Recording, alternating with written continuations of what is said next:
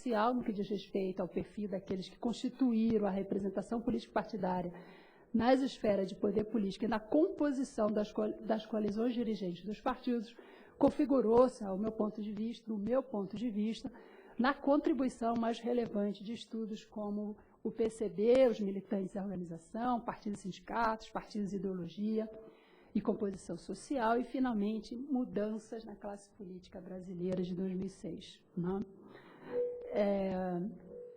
Bem, deixa eu ver. Por meio da identificação das fontes de recrutamento dos dirigentes partidários e daqueles filiados que operam a representação política, seus estudos revelam algumas especificidades cruciais do contexto brasileiro.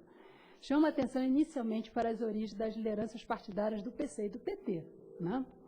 De acordo com seus estudos sobre o PCB, nos anos iniciais de formação, esse partido, então, recrutou jovens intelectuais, estudantes e trabalhadores manuais.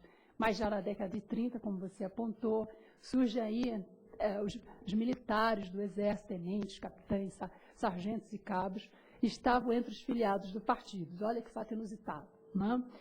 Mas, segundo a sua própria interpretação, estaria relacionada com a adesão de Prestes ao comunismo e a adoção pela Internacional Comunista de uma orientação moderada para combater o fascismo.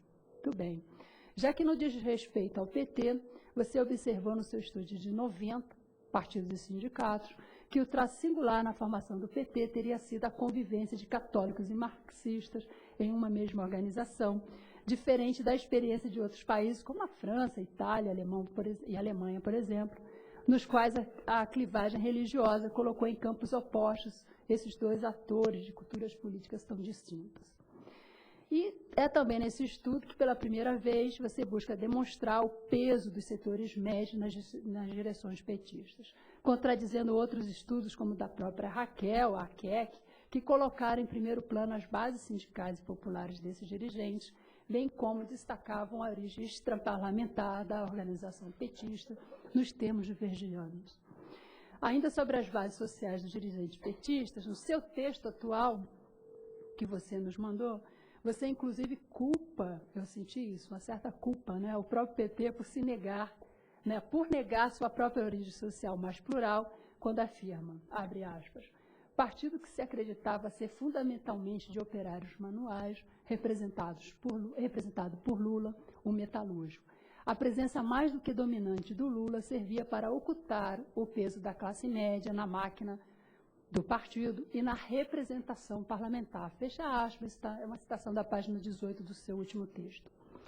Bom, embora você esteja se referindo às primeiras direções nacionais, em que a retórica foi mais forte na defesa do Partido Operário, sabemos que nas demais dimensões do poder do partido, e mesmo nas subdivisões dessa organização pelos estados, os setores médios e populares estiveram à frente do movimento que resultou no PT. E foi por esse canal político que, aos poucos, parte desses segmentos tiveram acesso às arenas de poder, fenômeno identificado em seus estudos como da popularização da classe política brasileira, cujo ápice deu realmente em 2002, com a chegada desse grupo político à presidência da República. Né? Me parece que, em nota, você vem colocando o quanto esse processo ele já vinha de períodos anteriores, que 2002 realmente era o ápice. Né? Bem, mas a quais variáveis, né, poderiam ser relacionadas a essas especificidades no caso brasileiro? Uma música de fundo.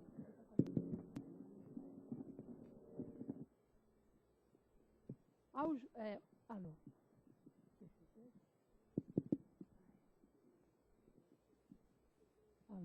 Alô? Mas a quais variáveis poderiam estar relacionadas a essas especificidades no caso brasileiro? Ao jogo político, como no último livro você menciona, que, como sabemos, tem sua própria lógica e as mudanças nesse campo vêm quase sempre de outros fatores políticos?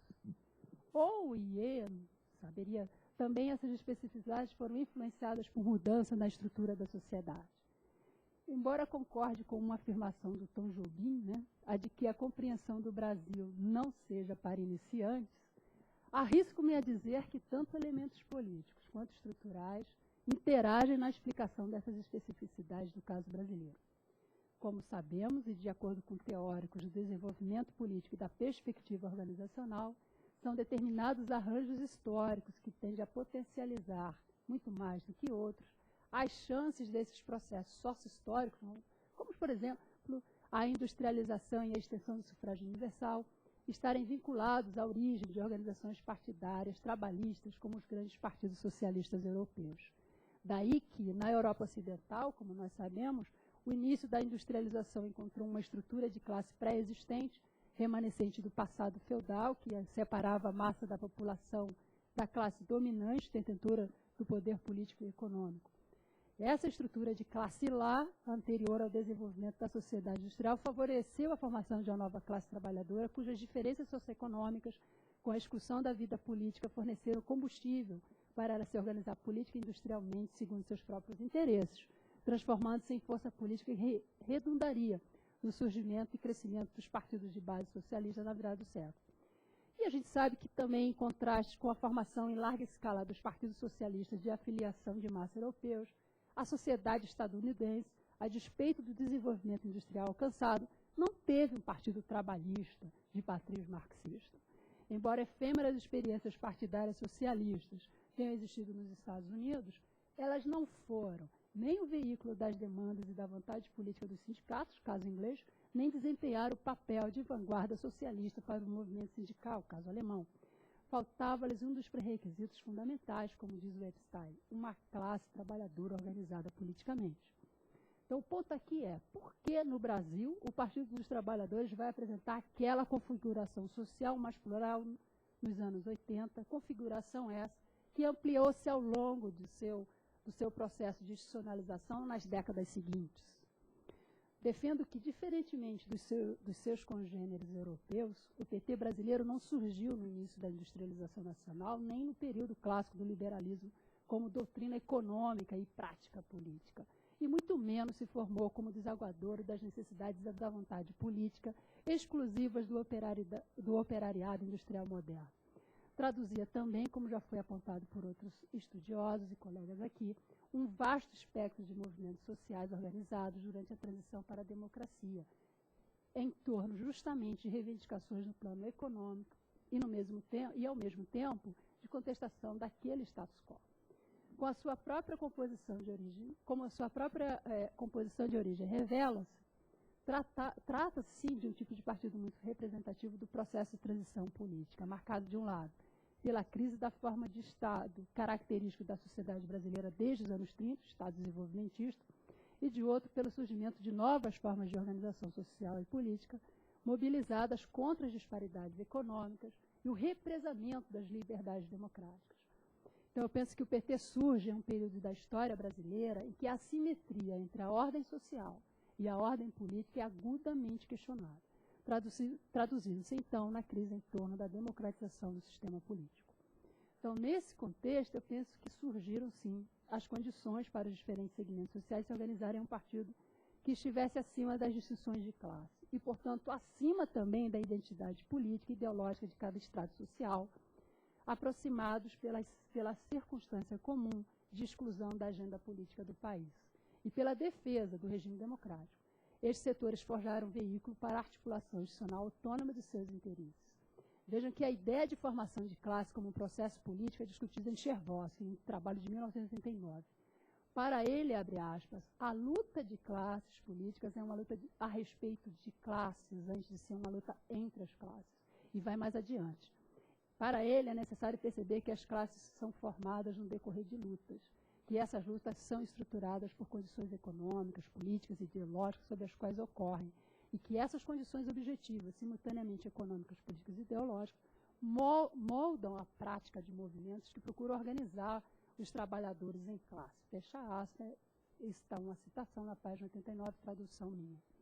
Então, nesse aspecto, eu penso que o PT se aproxima da experiência dos grandes partidos social-democratas europeus, sim, os quais, no final do século XIX e início do XX, tentaram realizar o mesmo objetivo, embora com uma diferença fundamental.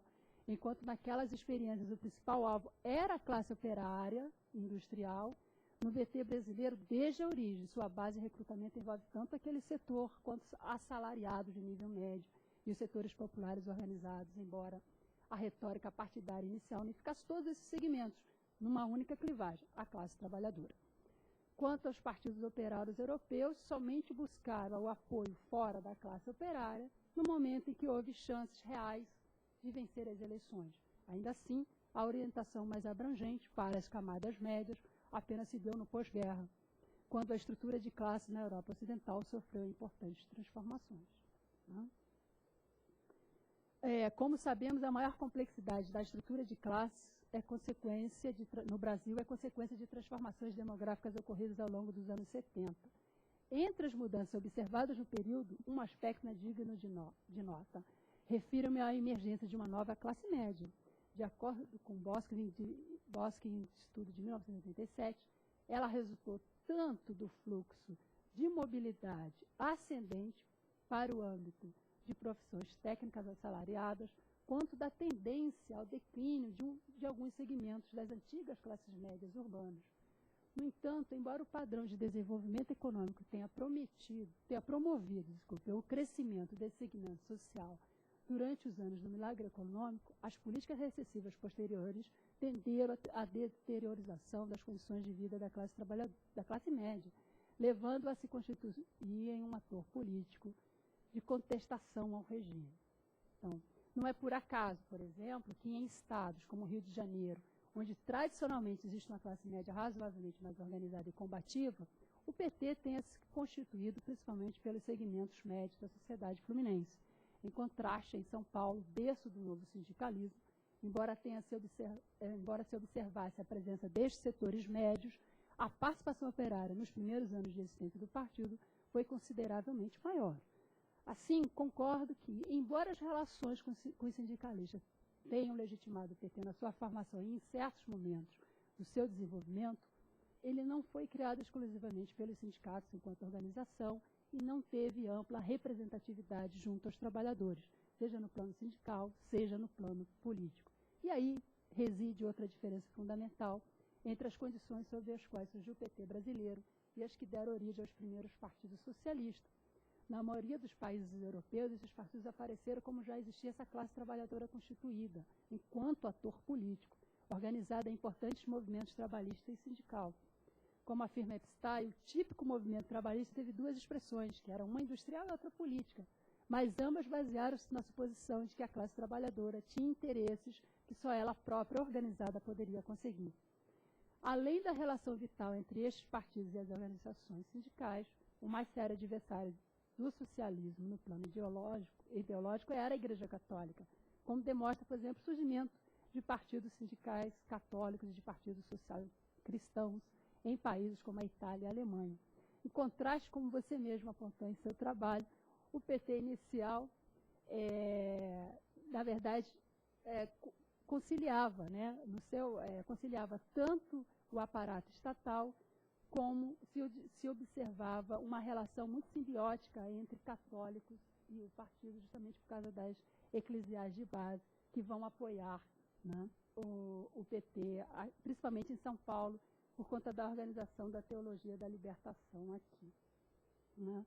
Inclusive, grande parte, né, da organização do PT em núcleos, né, estava relacionado com a base da Igreja Católica, né, as eclesiais de base.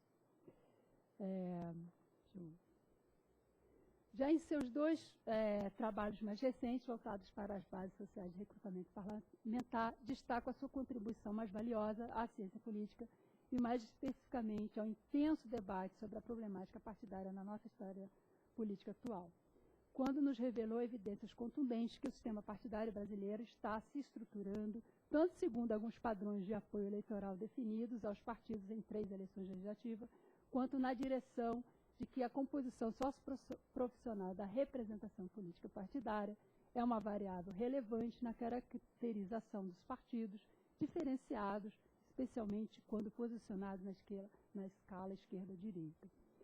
Bom, está nesse segundo aspecto sua contribuição original. Diferentemente de outros estudiosos que já haviam tratado dos padrões do voto, você busca demonstrar que o recrutamento das lideranças partidárias segue um padrão que tem a ver, sim, com características socioocupacionais e ideológicas significativas o suficiente para distinguir os partidos tanto em termos ideológicos quanto em termos de perfil social predominante de seus representantes.